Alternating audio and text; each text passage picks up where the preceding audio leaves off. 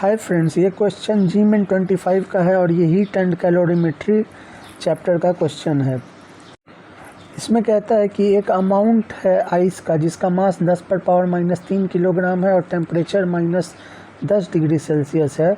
उसको 110 degree Celsius temperature वाले vapour में बदला जाता है हीट अप्लाई करके। तो इस कन्वर्जन में जो टोटल अमाउंट जो होगा वर्क डन का जो टोटल अमाउंट होगा वो कितना होगा, ठीक है ना।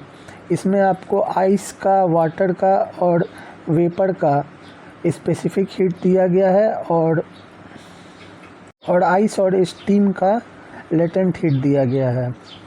अब आइस जो हीट एब्जॉर्ब करेगा अपना टेम्परेचर -10 डिग्री सेल्सियस से 0 डिग्री सेल्सियस करने के लिए, वो मान लीजिए डेल्टा Q1 है। तो ये हो जाएगा m × s × delta T। m हो जाएगा इसका मास जो कि 10⁻³ kg है।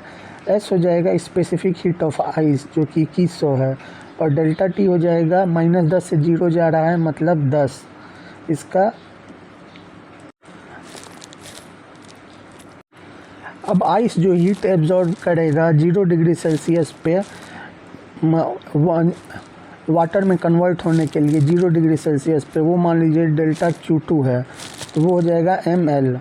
लेटेंट हीट ऑफ आइस जो है वो दिया गया है 3.35 इंटू और मास तो वही 2⁻³।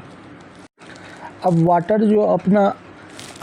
वाटर जो हीट एब्जॉर्ब करेगा अपना टेम्परेचर 0 से 100 डिग्री सेल्सियस करने के लिए, वो मान लीजिए डेल्टा Q3 हो जाएगा। यहाँ स्पेसिफिक हीट ऑफ वाटर 4180 है और डेल्टा T हो जाएगा 100। अब वाटर जो हीट एब्जॉर्ब करेगा 100 डिग्री सेल्सियस पे स्टीम में बदलने के लिए 100 डिग्री सेल्सियस पे, वो डेल्टा Q4 हो जाएगा।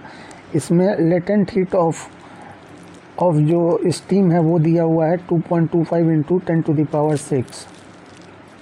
अब स्टीम जो हीट एब्जॉर्ब करेगा 100 डिग्री सेल्सियस से अपना टेम्परेचर 110 डिग्री सेल्सियस करने के लिए, वो दिया जाएगा डेल्टा Q5 से। इसमें हो जाएगा आपको SV यानी स्पेसिफिक हीट ऑफ स्टीम, ये 1920 है और डेल्टा T हो जाएगा 10।